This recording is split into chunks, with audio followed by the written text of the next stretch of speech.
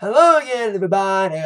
Zach Attack is here with my first Attack Sports of the new year, 2017, on Monday, January 2nd. Hope everyone had a happy and safe New Year's Eve and having a fun start to the year 2017. Michigan sports did not have a good weekend to begin the new year. With U of M choking the Orange Bowl, Red Wings losing against the Maple Leafs, and football. Professional. Don't get us started. I'll get to those losers in a moment. Let's get on with the overall thoughts and results. My thoughts and results of NFL's Week 17, the final week of the regular season. In the AFC scenario, a lot of playoff spots were still kind of up for grabs for the most part. A division had to be clinched, and that was the AFC West. Boy, oh boy. How the mighty have fallen in the world of the Oakland Raiders. 2 weeks ago, they were deemed to be one of the hottest teams in the AFC, probably a perennial playoff favorite to advance very far. But now it's looking like they're going to get a first-round knockout as their all-star quarterback, Derek Carr, got injured during the game last week, and they struggled without him. And with their second-string quarterback, Matt McCloy, against the former champion Broncos. Now, McCloy got injured, and then Connor Cook, former MSU quarterback, came in. And they still got destroyed 24-6, even with the first touchdown pass in his NFL career for Connor Cook. That's cool for him, especially for MSU fans. But more bad news came out of that game, especially for Denver. The coach retired. A lot of people got fired. I'll get to a lot of that as Black Monday came early. So besides the Raiders losing, that means the AFC West was up for grabs. Instead of Denver, Oakland being the number 3 seed or 2, now the new number 2 or 3 seed, 2 seed is Kansas City, winning their game over San Diego, 37-27. Other AFC matchups. The Pats destroyed wildcard team, the Dolphins, 35-14. A lot of teams rested their players and still won, especially in the world of the Steelers, who won their game without Ben and a lot of the big players resting against the 1-15 Cleveland Browns. And Bengals won, who cares? Not in the playoffs. Meanwhile, NFC-wise, Minnesota, the team that had a good start but had a rough finish, did win against Chicago, but the future is still in doubt after such a promising season.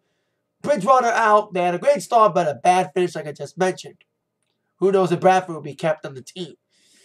Dallas lost against the Eagles.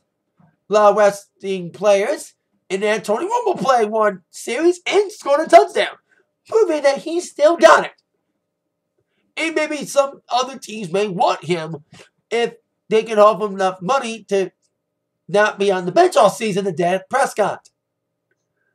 Other NFC matchups that was significant was Giants and Redskins. If Giants were to win, both Lions and the Packers would be in, no matter what would happen in their Sunday night playoff game, playoff potential game.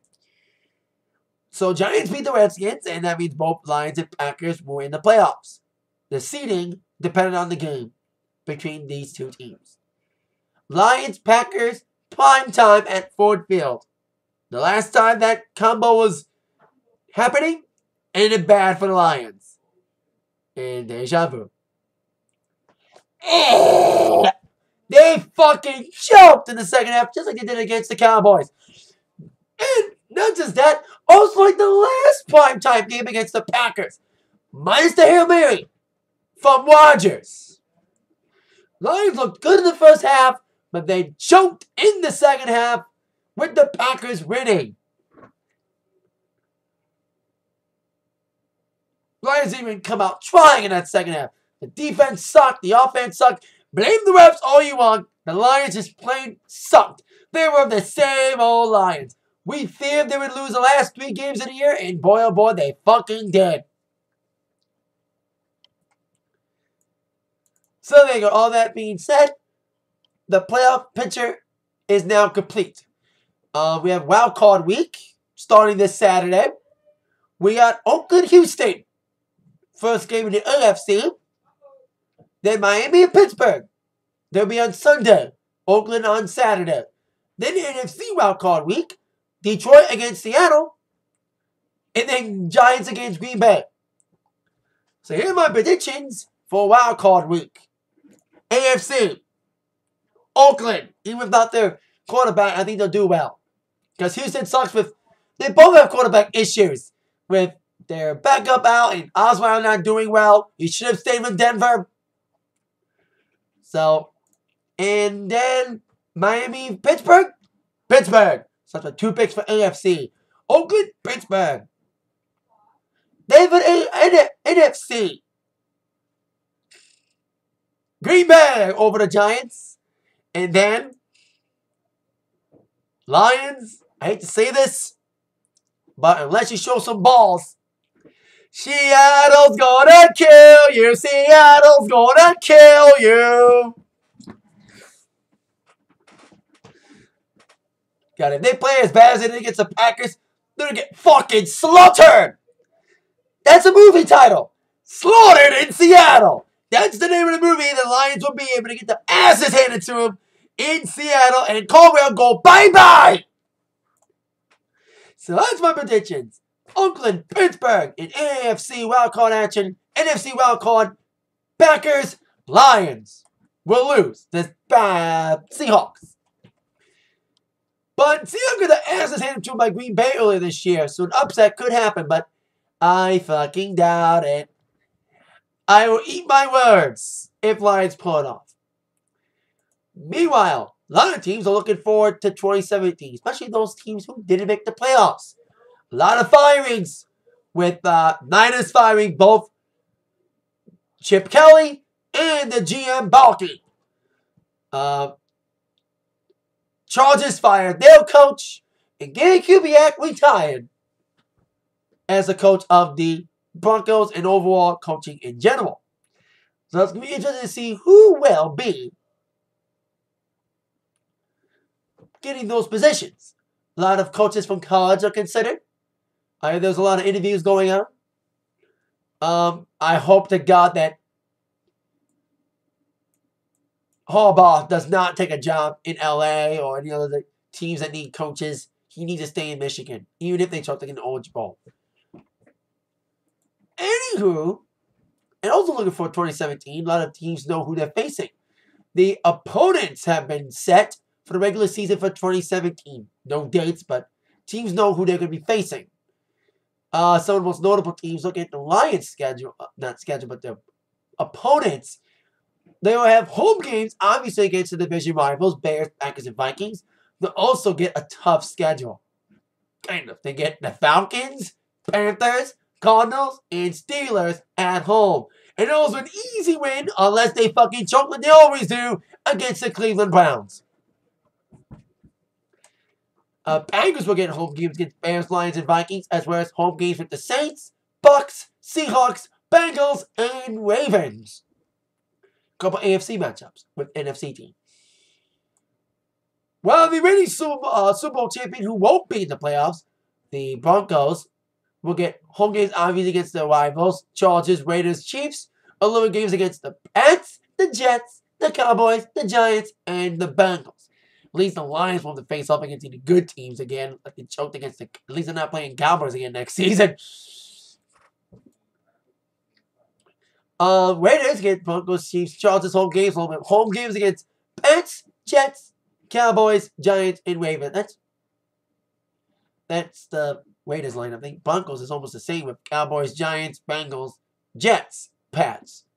They're not facing Ravens. Raiders are. The whole list is on NFL about who everyone's going to be facing next year. No schedules yet. I know Browns will be in London because they can't get a home game sellout because they suck. They get the #1 seed in the draft. So they got a lot of NFL things. The playoffs are set. Firing coaches. And even some opponents set for 2017. Now, before we get to my Raw preview tonight, of course, the biggest news of the weekend when it comes to MMA, the future of Ronda Rousey. Of course, if you did not see my UFC review, the final video of the year, my final UFC review of the year, Rousey got her ass beat in 48 seconds against Amanda Nunes. Where's my shirt? Rousey's career could be done.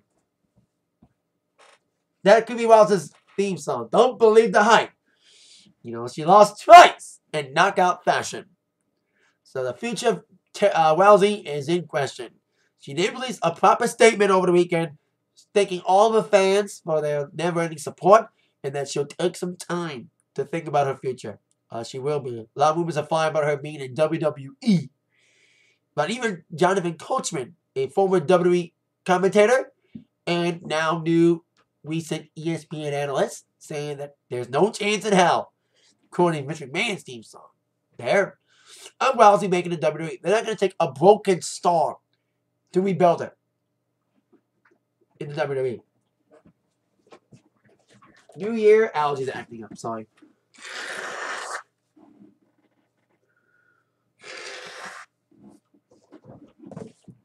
So we'll see what happens with Rousey. I think her career is over. I do believe that. Whether she goes to WWE or not, she'll still have a Hollywood career and modeling career because she was on the cover of the Sports Illustrated swimsuit issue last year.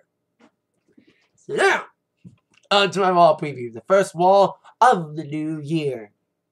And with no football opposing it and heading towards the Royal Rumble, one may hopefully not suck. And finally try to compete against SmackDown, who is kicking their asses.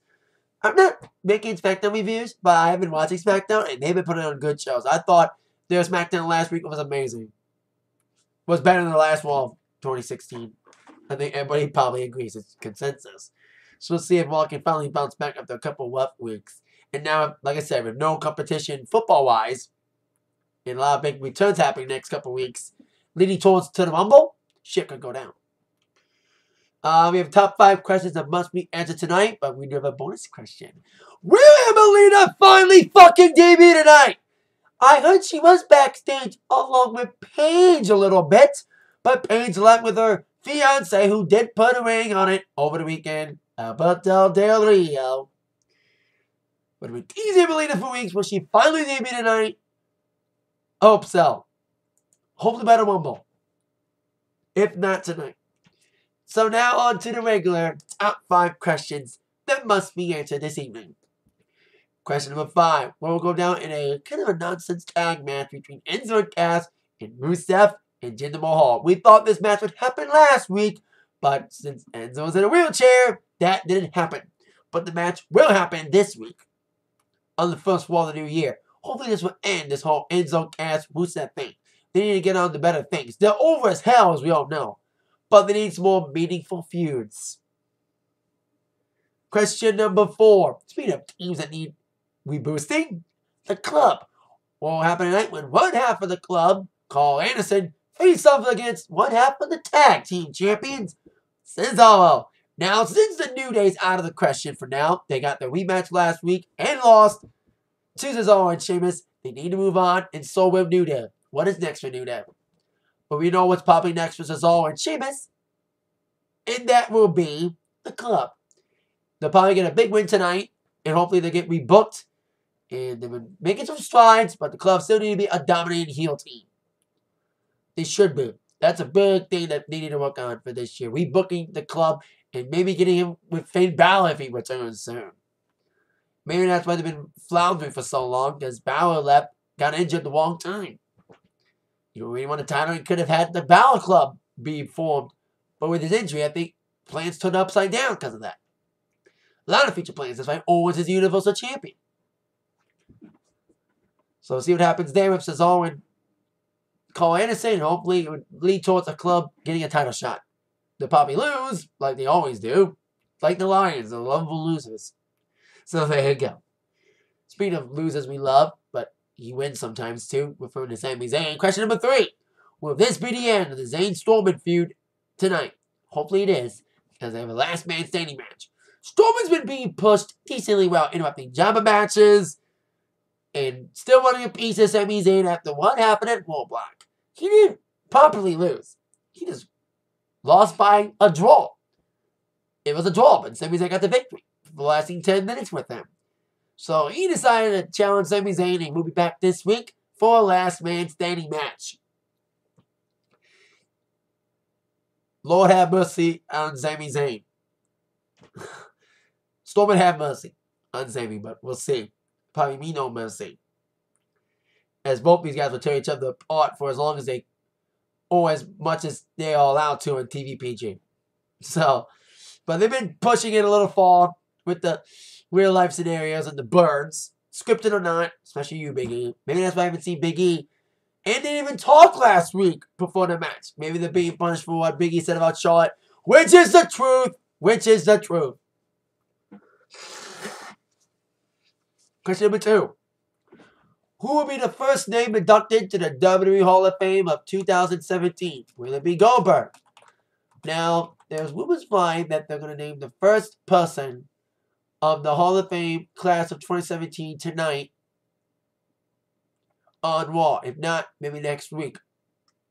People hoping to see China go in. Because of a passing, Daniel Bryan, The Rock. There's even rumors about Goldberg, who is on Raw tonight.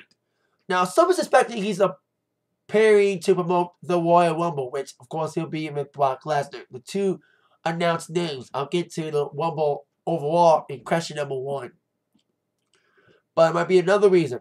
Goldberg might be on to announce he's in the Hall of Fame this year, which is aptly deserved for his impact in WCW back in the day. Despite a so-so one in 2003. And of course, it's come back now. See what goes down with Goldberg and if he is in the Hall of Fame or not. And if not him, who will it be? The names I just mentioned. Hopefully it's one of those people. And question number 1. Will we get any new matches made for the Rumble and any new names? We only know, like I said, Goldberg, Lesnar. We don't know anybody else who's in the Rumble. That's not a surprise, possible surprise like a Kurt Angle. Rumors flying by him coming back soon. Finn Balor, Ty Dillinger, Samoa Joe. So shit could go down next couple weeks. Before the Rumble or at the Rumble. So we're going to tag team title match. Maybe the club will get that shot if Carl Anderson beats Cesaro tonight. We may get... We won't get a U.S. title match because, of course, Reigns needs to fucking drop that title. He's as bad as a champion as Ambrose. Doesn't defend it for shit. He did last week, but he probably won't defend it again. There's even rumors he may be a double champion. He might be champion and face off against Undertaker, who may be drafted to Raw. Because he's on Raw next week with Shawn Michaels. To that possibility of Roman Reigns and Taker at Mania? No! No! No! Reigns should not be the main event of Mania 3 years in a row. Has WWE learned? Roman Reigns does not deserve to be in the main event of Mania. We will fucking boo it. WrestleMania 32 sucked last year. You want NXT to beat WrestleMania's ass again? If Reigns is the main event again? Smack my head. FML. Maybe not there, but SMH. Smack my head. Anyway. See what goes down the first Raw of the new year and the first Raw to not be opposing football tonight at 8/7 Central on USA Network. Charter people, I feel bad for you. I have AT&T. They haven't cut us off yet. Because there's a lot of things about NBC Universal cutting off channels on Charter. And people not allowed to watch Raw tonight because of that dispute. I hate when that happens. Thank God I'm on a cable channel that doesn't have those kind of issues with people, you know, getting rid of channels because of conflicts. Never had that issue on Comcast or AT&T. With channels being blocked because of disputes. Here's what happens with it's satellite companies most of the time, but cable companies get that too. But that is it. Thank you so much for watching. With that in mind, for the first time in 2017, you've been attacked by the sports news from Zach. See you later when we'll review this channel. Bye-bye.